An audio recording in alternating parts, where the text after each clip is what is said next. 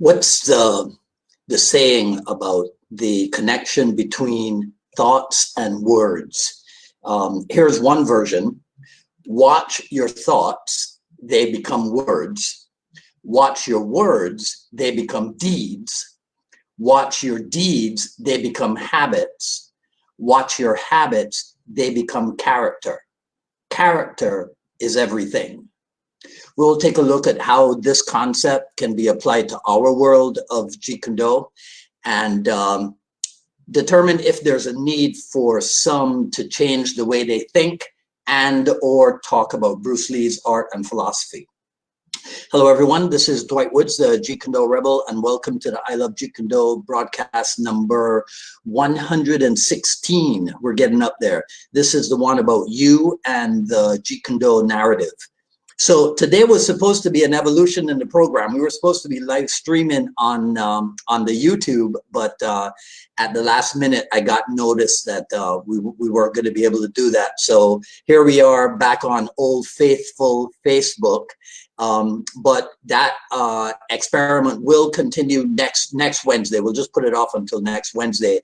And we're doing this to see if it helps us to grow the program and grow the channel to the point where we can afford to live stream simultaneously on Facebook and on the YouTube, as well as one day afford to take the show periodically, take the program live and on the road.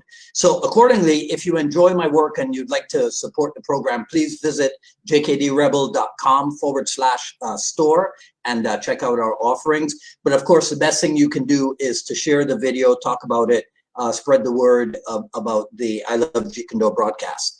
All right, so I have to tell you that originally I had titled today's broadcast the one about you and your JKD narrative, borrowing somewhat from last week's title, which you might remember was you and your JKD origin story. But then I realized that people might have been confused by the two, seeing that a lot of people associate the word narrative with that of a personal story. And I was going to call it your JKD narrative, but then I thought, well, maybe even that would be confusing. I will tell you, however, that one of the things that precipitated this discussion was it was a former JKD Dialogues partner, Joseph Harrison, and he's been traveling around the country for a while now and reports that he doesn't find that much Jeet Kune Do out there in the martial art landscape, right? And I'm not sure if he ever expected to find JKD as mainstream as maybe like Taekwondo or something. And if he did, I wonder why he would. So he's promised to come back on the JKD Dialogues when his around the country trip is over. So maybe when we talk to him again, we can clear that up. Because JKD has never been mainstream. And I dare say at this point in history, it never will be. But that doesn't mean that JKD cannot be strong, that it cannot be a force with which to reckon. Of course, as happens in human nature, there'll probably never be a single watershed moment wherein JKD regains its former top spot in martial art popularity. Because some of you might not be aware, but back in the, I'd say the 70s and maybe the late 70s and all of the 80s, it was, you would find probably a Jeet Kune Do article, at least one Jeet Kune Do article, one Jeet Kune Do personality being featured on a monthly basis. In fact, some people would even say that the now defunct Inside Kung Fu magazine pretty much made its bones off of Jeet Kune Do and Filipino martial arts, right? So there probably will never be another moment like that. But imagine if all of the people who were still what I call JKD involved, that's a term, right? Imagine if they were to ensure that they think and talk about the art and maybe even think and talk about each other in the highest terms only. And that's sort of the meaning that I assign today to the word narrative. It's about how you're thinking and talking about Jeet Kune Do in private or in public. So I tell you this because some of you, again, were not around in the old days when we were, I would say, encouraged, right? Even though it might not have been direct encouragement, but we were encouraged to say things like, it's easier for me to tell you what Jeet Kune Do is not than it is for me to tell you what it is. And I have admitted before that that is the kind of double speak which I love. But when I got into the business of Jeet Kune Do and I had to work hard at keeping, to keep my school thriving, I came to the realization that that kind of JKD double speak, that did not contribute much to lighting a fire of enthusiasm for Jeet Kune Do.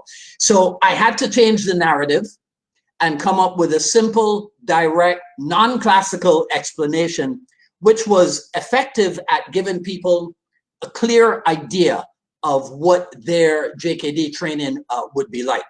And so even though it was simple, it was actually not simplistic. It actually became part of a three-step process, and perhaps one day we'll discuss that that whole process. Another take on that JKD narrative, right, is where some people, again, in an attempt to easily describe JKD, will say something like Jeet Kune Do is a blend system. And while that may be an earnest attempt to define Jeet Kune Do, it does not tell the whole story at all. What is misconstrued as a blend is the usage of training methods from other martial arts systems. And since, in his own words, Bruce Lee said that JKD was based at one time, right, very historic here, on Wing Chun, boxing, and fencing, it's safe to assume that when other arts showed up on the JKD landscape, some people believed that these arts were now representative of what Jeet Kune Do consisted. Now, if JKD people remember that they're supposed to always be thinking about what they're being taught, what they're being shown, then perhaps they will take time to do some historical research, right? So that they can learn more about how Jeet Kune Do was described in its pioneering days, right? So more on that in just a second. But to illustrate my point about thinking and talking, yesterday I got a new Jeet Kune Do book, and it is, I'll go old school and new school. I like that, right? It's this one, Bruce Lee, The Evolution of a Martial Artist, by Tommy Gong. Now, the book is not new to me. It's not new on the market, but I realized that I didn't have it in my collection. And you know how I was reminded of it? By being on Bob Lander's Facebook page. Now, I might hate how Bob refers to Sifu Asano, but one thing that I learned from my teacher, from Dan Asano, is that sometimes you can benefit in some way, even from people with whom you disagree. So I have no problem saying that I got something, that I benefited in some way from Bob Landers. So how are you thinking about Jeet Kune Do?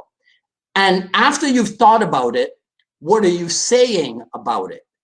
And while or after you're talking about it, what are you doing? And what are you doing consistently? So ultimately, what then is your JKD character? So I would recommend that people go to page 200 of the Tao of Jeet Kune Do. I don't have it here at hand, but I do have the quote. You'll read these words, page 200, this is like first edition Tao of Jeet Kune Do. Jeet Kune Do ultimately is not a matter of petty technique, but of highly developed personal spirituality and physique. It is not a question of developing what has already been developed, but of recovering what has been left behind. These things have been with us, in us, all the time, and have never been lost or distorted except by our misguided manipulation of them. Jeet Kune Do is not a matter of technology, but of spiritual insight and training. I suggest you think on this. Okay, that's it. Feel free, share, like, comment, ask questions if you want. I'll review everything after posting. Sign up for notifications for when we're here on Facebook and also when we're live on the YouTube. Like I said at the beginning, next Wednesday, I should have everything in place and we will live stream on the YouTube. And when you're over there, subscribe to the I Love Jeet Kune Do channel, the Jeet Kune Do broadcast channel, and also to the Jeet Kune Do Dialogues channel. And be sure to hit the notification bell because that's what really ensures that you're told when we're on. Follow me on Twitter at Dwight Woods and on Instagram at Dwight D. Woods. At ilovejeetkunዶ.com, the Quick Skill Series Volume 1 is available. Volume 2 will be produced during 2020. Coming up on Friday, February 28th, Jeet Kune Do Dialogues episode with Vern Rochon of Jerry Poteet Jeet Kune Do. And I'm pretty sure that will be at 6 p.m. Eastern Time. All right, today, as you can tell already, is a green day. There we go, right? So I'll see some of you maybe on Friday for the Jeet Kune Do Dialogues. The rest of you I'll see back here same time next week for another issue of the I Love Jeet Kune Do broadcast. This is Dwight Woods, the Jeet Kune Do Rebel, signing off. Enjoy the rest of your evening. Take care now.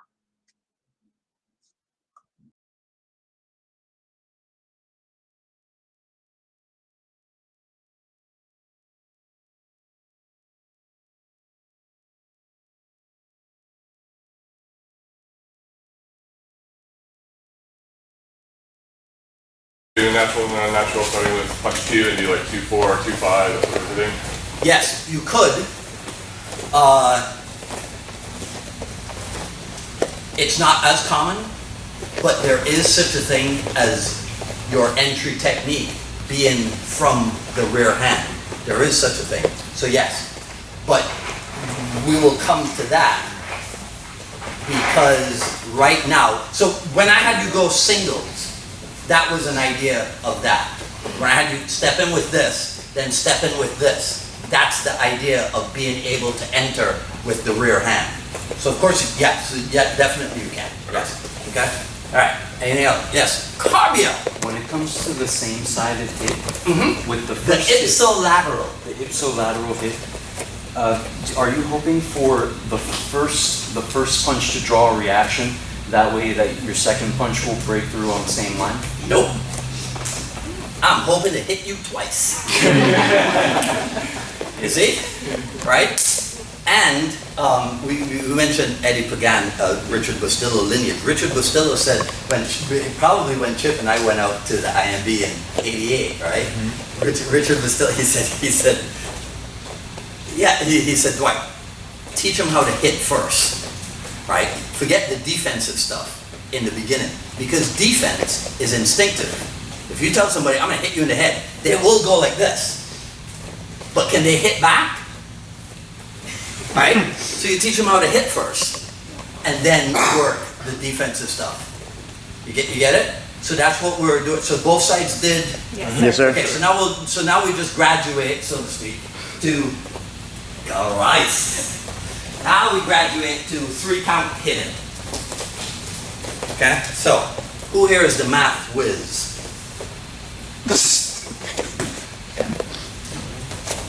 Okay, right? So I don't know what the answer would be, but if we have entry, follow-up, and finishing technique, and we have 2 leads, left and right, and we have 5 punches, okay, what's the possibilities?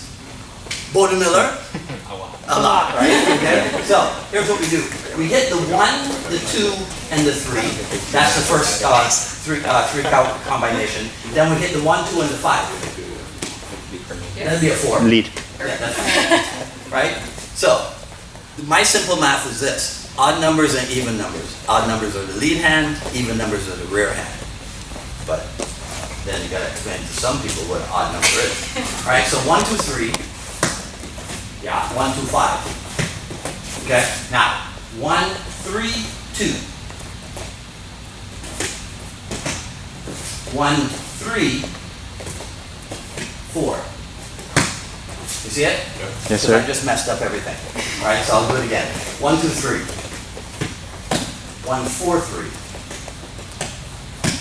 All right, 1, 2, 5. 1, 4, 5. Yeah, because I was supposed to do all of the natural combinations first. Now we do the unnatural combination. So we start with 2 pumps of the lead hand.